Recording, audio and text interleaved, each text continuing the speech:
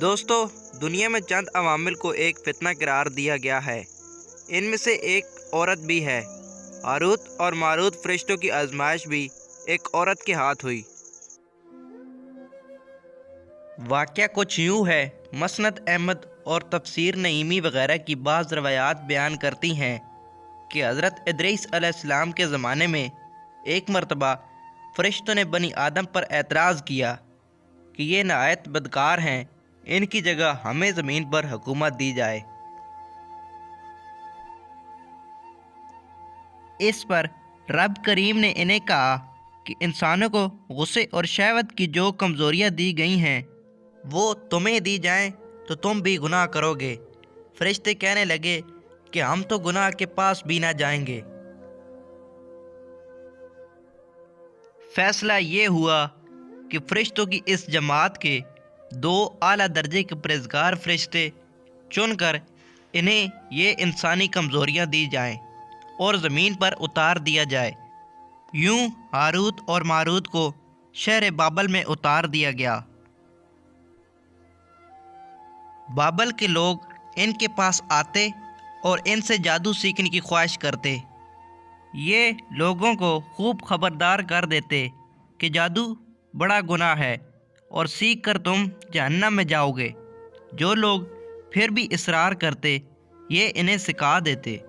رات کو اسم اعظم پڑھ کر یہ دونوں آسمان پر چلے جاتے۔ قسمت ان کی بری تھی کہ ان کو ایک پری پیکر زارا نامی مل گئی۔ اس کا حسن بے مثال تھا۔ اس کے حسن کو دیکھ کر یہ دیوانے ہو گئے۔ زارا ان سے اسم اعظم سیکھنے کی خواہش مند تھی، مگر یہ دونوں فرشتے اس سے انکاری تھے۔ لیکن زارا کے حسن نے ان پر جادو کر رکھا تھا اور وہ کسی بھی قیمت پر اسے حاصل کرنا چاہتے تھے۔ زارا نے ان سے مطالبہ کیا کہ تم شرک کرو تو میں تمہاری ہوں۔ ہاروت ماروت جانتے تھے کہ شرک ایسا گناہ ہے کہ اس کی معافی نہیں ہے۔ انہوں نے انکار کر دیا۔ اب زارا نے شرط پیش کی کہ ایک بچہ قتل کرو تو مجھ پر تمہیں اختیار ہے۔ ہاروت ماروت انکاری ہوئے کہ بے گناہ کو مارنا بڑا جرم ہے۔ آخر زارا شراب لے کر آئی اور کہا کہ یہ پی لو تو پھر جو کہو گے ویسا کروں گی۔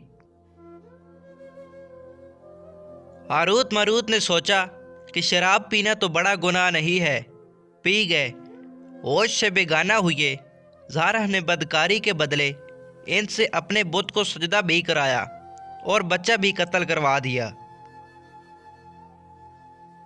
جب انہیں ہوش آیا تو وہ کہنے لگی کہ تم نے جن دو کاموں کو کرنے سے انکار کیا تھا، نشے میں مدہوش ہونے کے بعد تم نے اس میں سے ایک کام کو بھی نہ چھوڑا۔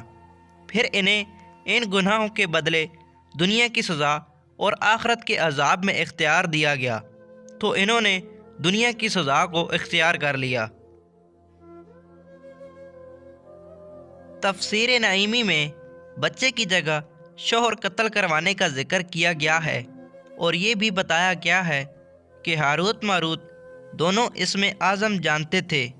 اسم اعظم پڑھ کر وہ ہر رات آسمان پر چلے جاتے تھے۔ زارا نے ان سے نشے کی حالت میں اسم اعظم سیکھ لیا اور جب ہاروت ماروت ہوش و حواس میں واپس آئے تو انہیں یہ بھول چکا تھا اور زارا اسم اعظم پڑھ کر آسمان پر چلی گئی تھی، جہاں رب کریم نے اس کی روح کو زارا ستارے سے متصل کر دیا۔ تفسیر نعیمی میں لکھا ہے کہ ہاروت ماروت کو بطور سزا زنجیروں سے جکڑ کر چاہے بابل میں الٹا لٹکا دیا گیا۔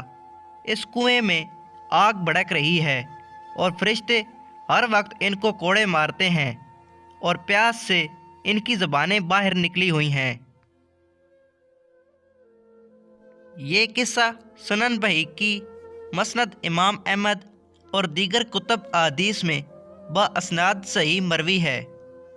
ہاروت ماروت کے حشر سے عبرت پکڑ کر باقی فرشتوں نے اپنی خطا کا اقرار کیا اور زمین والے خطا کار انسانوں پر بجائے لعن طعن کرنے کے ان کے لیے دعائے مغفرت کرنے لگے۔